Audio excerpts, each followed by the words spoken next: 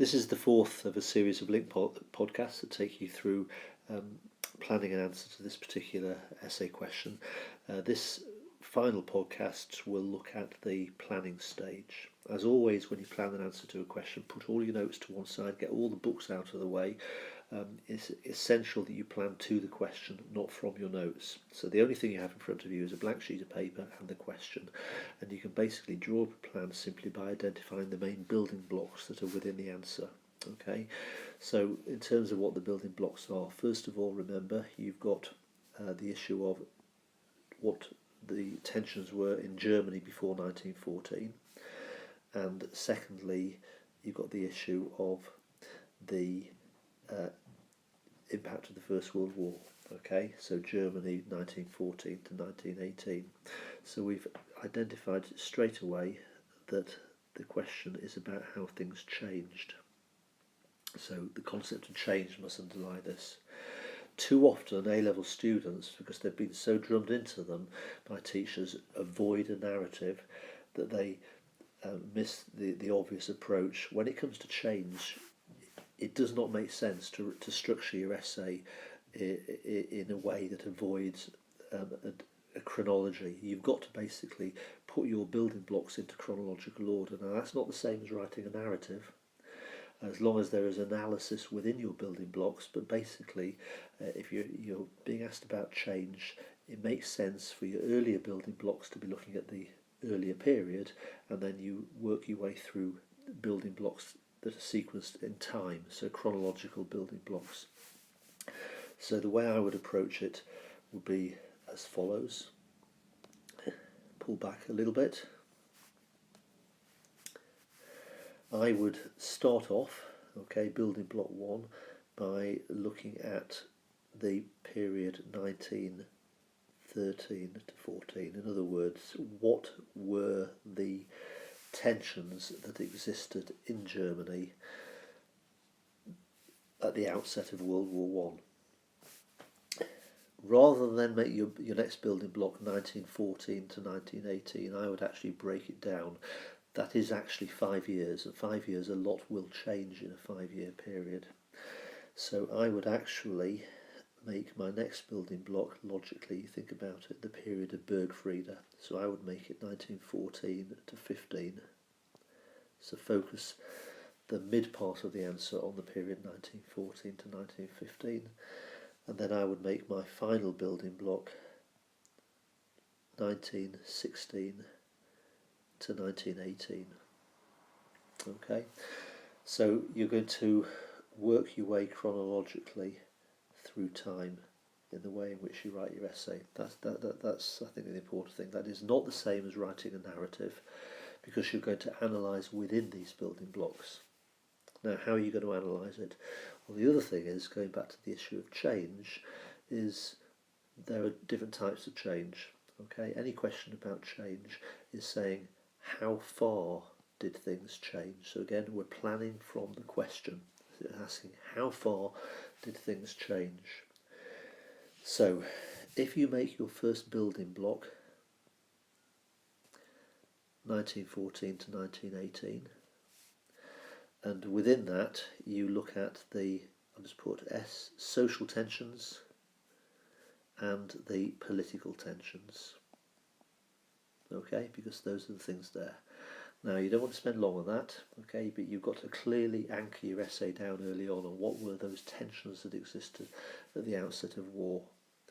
I would then, in the second part of my answer, distinguish between the two different types of change.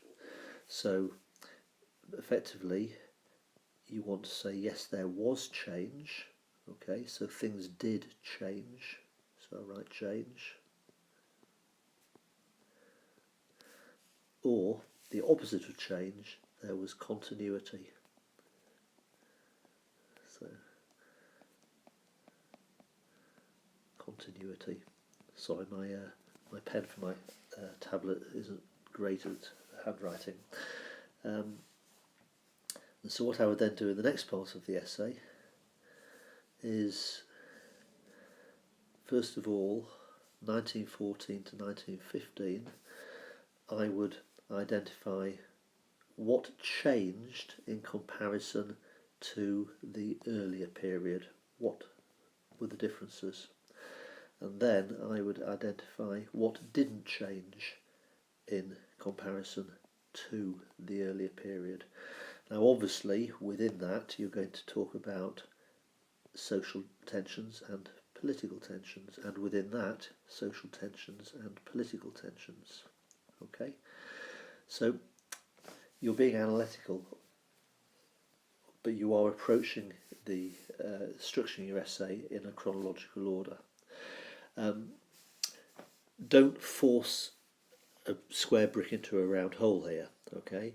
You've got to basically decide where the emphasis will lie. Clearly, if you're looking at 1914 to 15, the emphasis will be mainly on change, okay? Why?